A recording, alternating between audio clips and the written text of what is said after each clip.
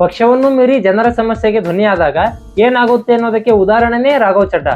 ಇವತ್ತು ಆಮ್ ಆದ್ಮಿ ಪಾರ್ಟಿ ರಾಘವ್ ಚಡ್ಡಾರನ್ನ ರಾಜ್ಯಸಭೆಯ ಉಪನಾಯಕ ಸ್ಥಾನದಿಂದ ತೆಗೆದಾಕಿದೆ ಮತ್ತು ರಾಜ್ಯಸಭೆಗೆ ಪತ್ರ ಬರೆದು ಚಡ್ಡಾಗೆ ಮಾತನಾಡುವ ಅವಕಾಶ ಕೊಡಬೇಡಿ ಎಂದು ಕೇಳಿದೆ.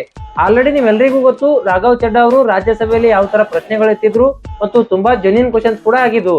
ಯಾವ ಪಕ್ಷನಾದ್ರೂ ಸರಿ, ತಮ್ಮ ಪಕ್ಷದಲ್ಲಿ ಒಬ್ಬ ನಾಯಕ ಬೆಳೀತಿದ್ದಾನೆ, ಅವನ ಪಾಪ್ಯುಲಾರಿಟಿ ದಿನೇ ದಿನೇ ಹೆಚ್ಚಾಗ್ತಿದೆ ಅಂದ್ರೆ ಅಲ್ಲಿ ಇಂತಹ ನಿರ್ಧಾರಗಳಾಗೋದು ಸಹಜ.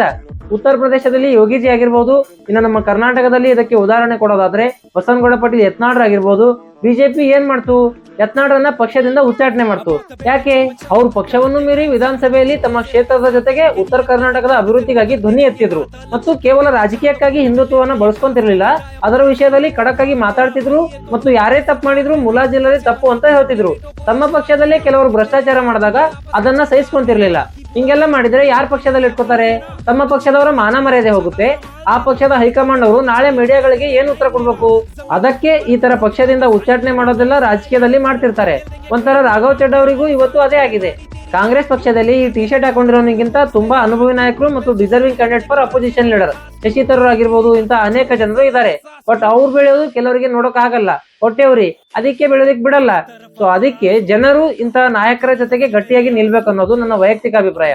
ಇನ್ನೊಂದು ನನ್ನ ಪರ್ಸನಲ್ ಒಪಿನಿಯನ್ ಏನಂದ್ರೆ, ರಾಘವ್ ಚಡ್ಡಾ ಅವರು ಒಂದು ಹೊಸ ಪಕ್ಷ ಕಟ್ಟಿ ಈ ರಾಜಕೀಯದಲ್ಲಿ ಕ್ರಾಂತಿ ತರಬೇಕು ಅನ್ನೋದು. ಇವತ್ತಿನ ಡೇಟ್ ಅಲ್ಲಿ ಒಂದು ರಾಷ್ಟ್ರೀಯ ಪಕ್ಷ ಬಿಟ್ಟು ಒಂದು ಸ್ವಂತ ಪಕ್ಷ ಕಟ್ಟಿ ಸಿಎಂ ಆಗೋದಾಗ್ಲಿ ಅಥವಾ ಒಂದು MLA ಆಗೋದು ಕೂಡ ತುಂಬಾ ಕಷ್ಟ ಇದೆ. ಆದ್ರೂ ಒಂದು ಒಳ್ಳೆ ಆಡಳಿತ ಕೊಡ್ಬೋದು ಅಂತ ನೀವೇನಂತೀರಾ? ಕಮೆಂಟ್ ಮಾಡಿ ತಿಳಿಸಿ.